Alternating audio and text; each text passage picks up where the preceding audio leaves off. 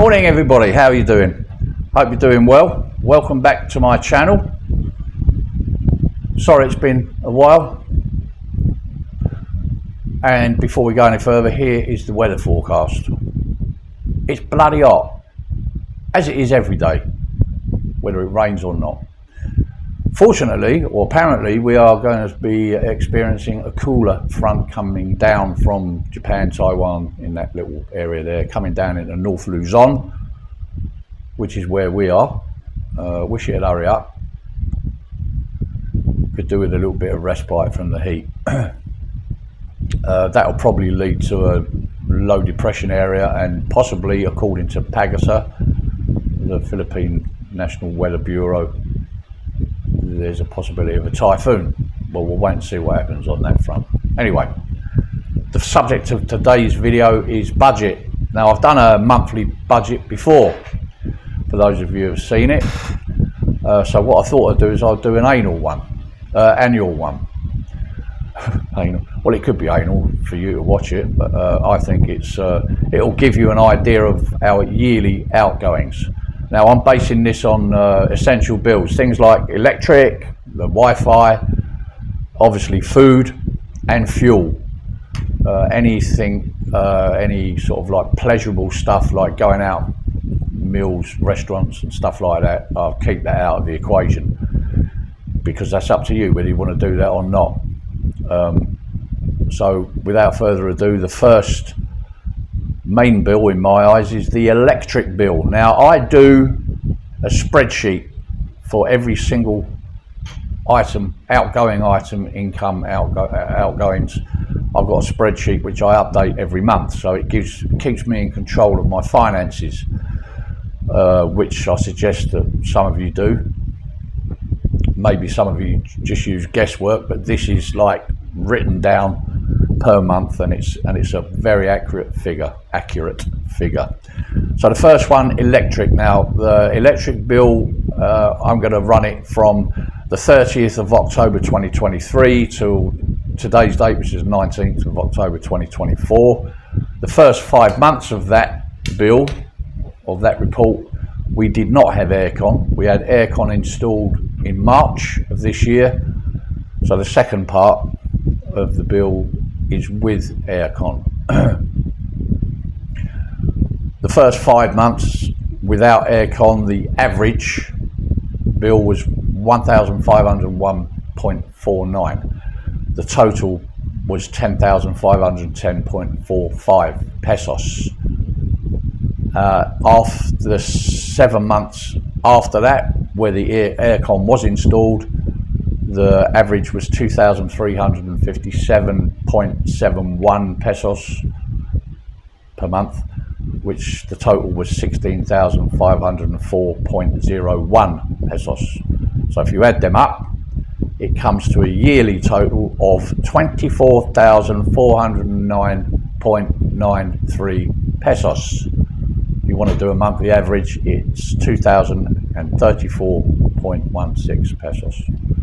I can translate that into pounds. Give me a sec. In pounds, the electric is £330 per year. You know what, my last electric bill in the UK, I also did a video on comparisons between the UK and the Philippines, was £305, I think. So what I pay in a month there is the same as what I paid for a year here. Dollars, 430 US dollars at today's exchange rate. I'll get my exchange rate from Cornmill, which is normally up to date every day. They update it every day. So that's today's rate, might differ or vary. The aircon, we use 4 hours on average a day. An hour in the morning when the wife gets ready for work, and when she comes home we put it on for 3 hours, so we can chill out, relax in the bedroom, and obviously when we fall asleep the aircon turns off, and it does stay cool in that room. It's only a 12 square metre room, so it does stay cool, and then like I said, we turn it on in the morning for an hour. I have got 4 freestanding electric fans, which are pretty much going 24/7, or 2 of them at least 24/7. We don't have them on in the lounge overnight, obviously, because we're not in it. We generally have one of them going in the bedroom on a low setting when the aircon turns off. Seems to circulate the cool air. So that's it, the electric bill. The next on the list is the Wi-Fi. Wi-Fi, we pay a supplier of Wi-Fi, and it's a fixed monthly figure. We pay 1,700 pesos a month. It might go up a little bit if you use the phone. We've got a phone attached to that. I very rarely use the phone, no need to. I think it put another 200 pesos on the bill. But it worked out for the year, 20,600 pesos for the year. 20,600 pesos is 279 pounds UK and 364 US dollars. Now I will add on to that, because this bill is a monthly bill, Netflix. I pay £11 a month, that's £132 a year, and that's 9,768 pesos a year. So it will put that, so technically I suppose you could say for the Wi-Fi and my Netflix, YouTube and all the rest of it, is 30,000 pesos a year. I mean, you can have Wi-Fi, you don't want it, but I certainly need it. Okay, so the next one, food. Everyone needs to eat, right? Now you can spend as much or as little as you want on food. Now I'm basing this on the fact there's 2 of us in this house. You're going to have to increase it, obviously, for more members, like a couple of kids, for example. Excuse me. Food, we spend around about 16,000 pesos a month. We do 2 shops per month, every fortnight, and in that shop we buy essential items: tea, coffee, sugar, cooking oil, spices, blah blah, cleaning stuff for the house, personal hygiene stuff. That's 6,000 a month. So we spend 3,000 at a time every fortnight, but the total that I spend on food, and I've checked all my receipts, is 16,000 average per month, which is 192,000 pesos per year. English, 2,000 should I say, £594.59 according to the translation here, or 3,386 US dollars. Food in the UK, I used to spend £100 minimum per week. That's 5,200 a year. 384,000 pesos in the UK, as opposed to 192. So that's almost double. The fuel,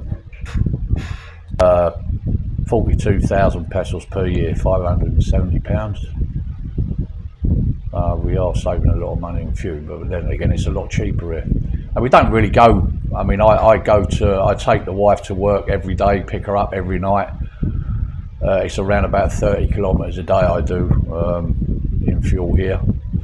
Whether it's gone up a little bit because we had a bike for 11 months of that, and now a motorbike, and now we've got a car, so it will go up a little bit. I would sort of say 50,000 a year on pesos a year on fuel would be a good figure. Very rarely do we venture out anywhere, but now we've got the car, I guess we might sort of like do some day trips, but that's just an added expense. But I'll take that out of my disposable income, my pleasurable income. But I'm talking about essential journeys here. So that's pretty much it. Food, fuel, electric and Wi-Fi. If there's any other bills, essential bills that you think I've left out, give us a shout. Just make some comments down below. I get asked a lot about healthcare here. Healthcare is a factor that you can is something you can factor in. You can get the monthly premium for medical insurance, but we've got a system. But there is a place here, a local clinic, that you can go and sign and register to, and it's free. Even for foreigners, it's free.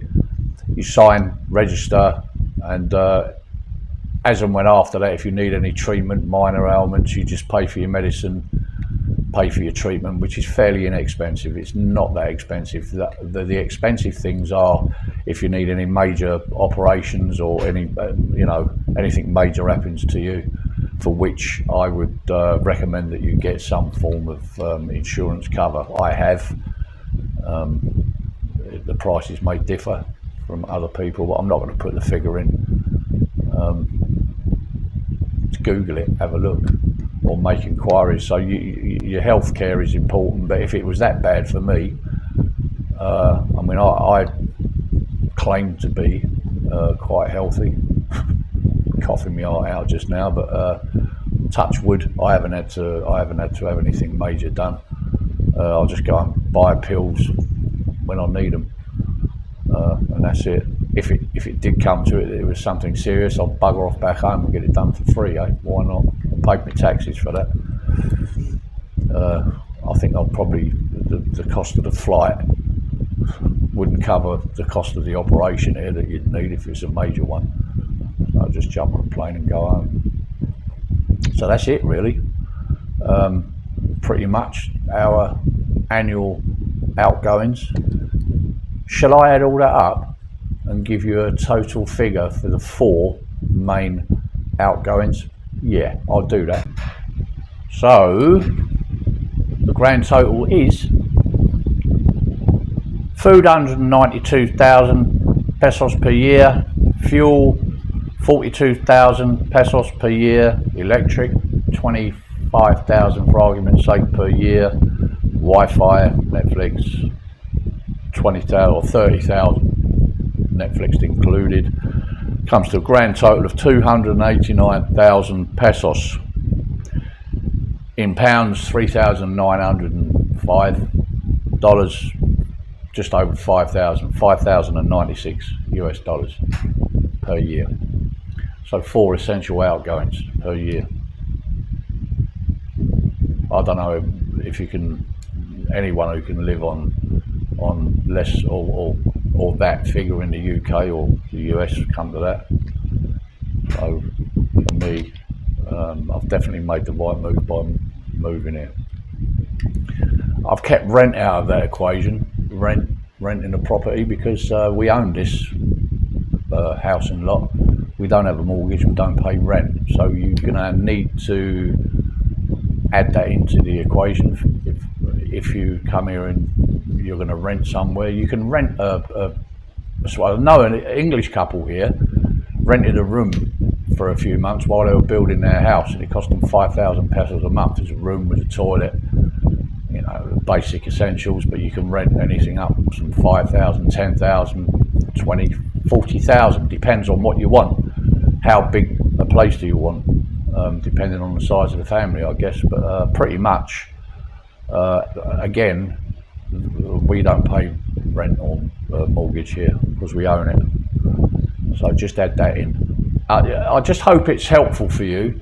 But I know I'm going to get people commenting saying, how the hell can you live on that amount? I need sort of at least 250,000 pesos a month to live on in the Philippines. Fucking hell. Really? Well, you live in a mansion, 100 kids. This is a realistic figure, and it's comfortable for us. We don't struggle. We eat well. We eat healthily. We got a relatively stress-free life here. The wife goes to work and earns her bit. I've got a monthly income. If you don't have a monthly income, you might struggle a bit. If you're thinking of coming here, make sure you've got a finance coming in, a regular finance coming in. Otherwise, you will struggle. Simple as that. Okay, so I hope I've covered everything. Like I say, like, subscribe for those that haven't, and leave some comments down below. And for people that are already here, Are you paying more than that? Some of you are. Or are you paying the equivalent of that? Some of you are. Or even less. Some of you may well be. Leave me some comments and we could start a little forum. But for any of you people that are aspiring to come out here, that's what you can live on. And it's a hell of a difference from the UK, I can tell you. And what's going on in the UK at the moment, you can shove it. I watch YouTube, but you know what, I turn it off sometimes because the doom and gloom coming out of that country at the moment is, you know, they're going to pretty soon charge you to breathe the oxygen. They're going to tax oxygen. It's getting that bad. You can't say anything without getting arrested. You know, there's so many people coming into the country free of charge. Well, not free of charge, but coming in on boats, but getting put up and looked after, and the government are paying for it. Well, actually, the taxpayers paying for it. It seems to me that the country's gone a little bit that way. All right, this might be, as you call, third world. It's not really third world. You know, it's lovely out here. There's a mixture of both. There's westernised places here. You know, it all depends on what you want and the lifestyle you want to lead. But certainly for us two, me and the wife, living here out in the province in a comfortable accommodation which we own, we do very, very well, thank you very much. So there it is, the annual, beg your pardon, Burns budget, if you want to call it that. Until the next time, be lucky, drink plenty of water, stay out of the sun, keep smiling. Until the next time, I'll see you later.